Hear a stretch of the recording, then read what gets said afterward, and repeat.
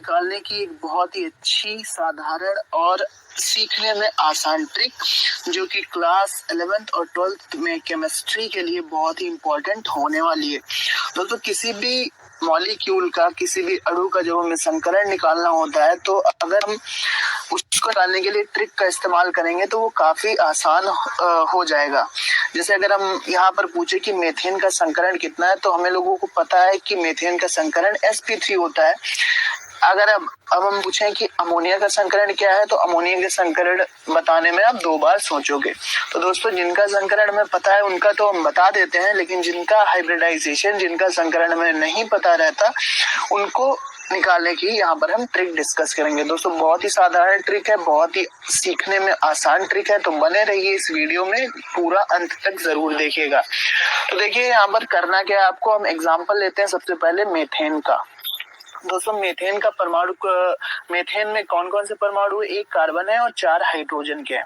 Carbon का परमाणु क्रमांक होता है दोस्तों 6। कार्बन का जो परमाणु क्रमांक होता है वो होता है 6। तो यहाँ पर इसका इलेक्ट्रॉनिक विन्यास बोर-बरी के अनुसार होगा 2,4, यानी कि इसके बाहरी कोश में 4 इलेक्ट्रॉन है।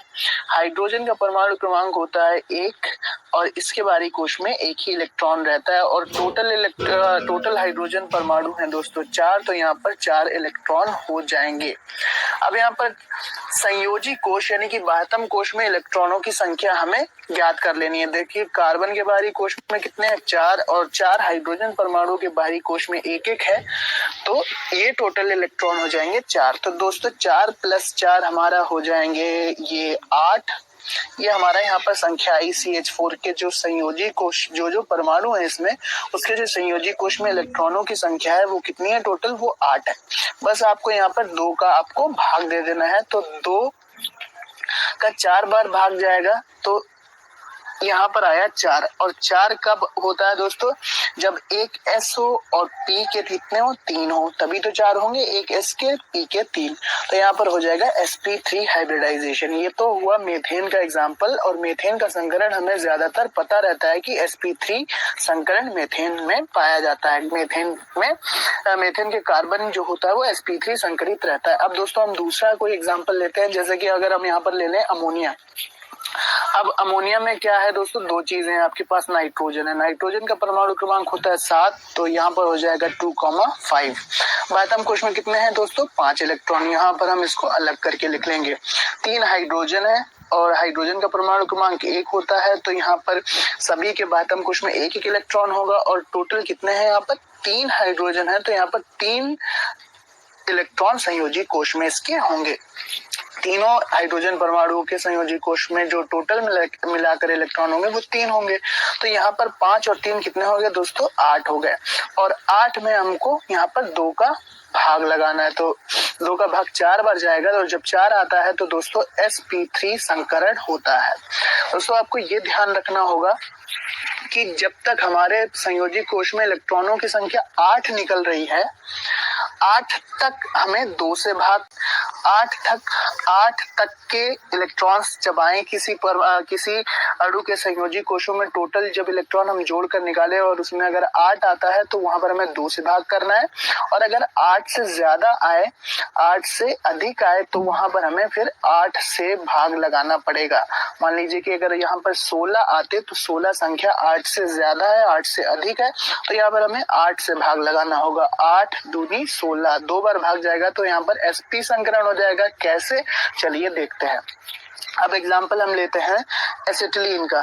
एसिटिलीन का फॉर्मूला होता है दोस्तों CH ट्रिपल बॉन्ड CH, या हम ये भी लिख सकते हैं C2H2। अब इसमें हमें संकरण निकालना है।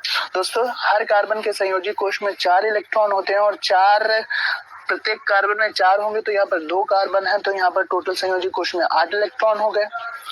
और यहाँ पर क्या हुआ, यहाँ पर हर एक हाइड्रोजन के पास 1-1 इलेक्ट्रॉन होगा संयोजी कोश में, तो यहाँ पर ये 2 इलेक्ट्रॉन हो गए। टोटल कितने इलेक्ट्रॉन हो गए, 10। सॉरी, यहाँ पर गड़बड़ हुई है, यहाँ पर इलेक्ट्रॉन हो जाएंगे दोस्तों 10। तो जब 10 इलेक्ट्रॉन यहाँ पर आए हुए हैं, अब हमें क्या करना है, यहाँ पर 10 इलेक्ट्रॉन आए हुए हैं। अब देखिए क्या करते हैं, 10 इलेक्ट्रॉन में पहले 10 संख्या 8 से अधिक है, तो पहले हमें 8 का भाग लगाना होगा।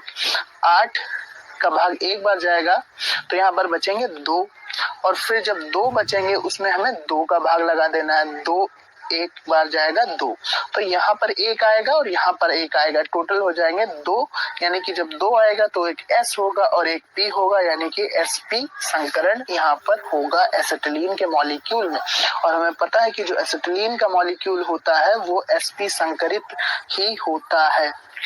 तो इस तरह से हम संकरण निकाल सकते हैं। अब चलिए हम एथिलीन में ट्राई करते हैं। एथिलीन में किस तरह से आपको संकरण निकालना है। अब जैसे यहाँ पर हमने लिख लिया CH2 डबल बॉन्ड CH2, ये हो गया हमारा एथिलीन का मॉलिक्यूल।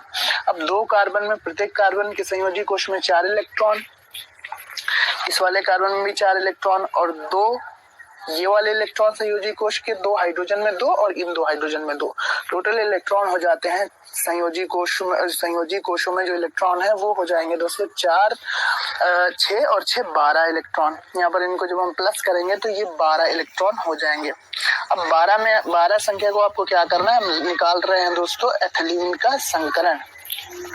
तो यहाँ पर आया 12। अब 12 8 से अधिक है तो पहले हमें 8 का भाग लगाना है, एक बार चला जाएगा, बचेंगे 4 और 4 में फिर जो 4 बचे हैं दोस्तों उसमें हमें 2 का भाग लगाना पड़ेगा। अब जब हमने 2 का भाग लगाया तो 2 का भाग 2 बार जाएगा तो 2 दूनी 4। तो यहाँ पर टोटल क्या संख्या हो गई, एक बार यहाँ पर भाग गया और 2 बार यहाँ पर भाग गया, तो टोटल कितनी संख्या हो जाती है 3। और हमें पता है कि जब 3 होगी तो हमें एक S लेना है, P के 2 लेना है। हेंस हम ये कह सकते हैं कि एथिलीन के अणु में हमारा जो संकरण है वो कौन सा है दोस्तों, वो है हमारा sp2 टाइप का, sp2 प्रकार का संकरण है दोस्तों। इसी तरह से आप ट्राई कर सकते हैं अलग अलग अणुओं को, अलग अलग मॉलिक्यूल्स को, और उनका संकरण बहुत ही आसानी के साथ निकाल सकते हैं। बस आपको ध्यान क्या रखना है कि जब तक संख्या 8 आएगी तब तक हमें 2 का भाग करना है, और अगर 8 से अधिक है तो पहले 8 का भाग करना है, 8 से अधिक हो तो पहले 8 का भाग करना है और फिर दोस्तों उसमें 2 से भाग करना है। टोटल जो संख्या है उसके हिसाब से क्या क्या लेना है। अगर यहाँ पर संख्या 4 आए तो वहां पर आपका sp3 संकरण होगा, अगर संख्या 3 आए तो वहां पर sp2 संकरण होगा, अगर संख्या 2 आए तो वहां पर दोस्तों sp संकरण होगा। इस तरह से हम किसी भी मॉलिक्यूल में संकरण को प्राप्त कर सकते हैं कि उस अणु में, उस मॉलिक्यूल में कौन सा हाइब्रिडाइजेशन उपस्थित है। दोस्तों कैसी लगी ट्रिक जरूर बताइए कमेंट बॉक्स में। हाइब्रिडाइजेशन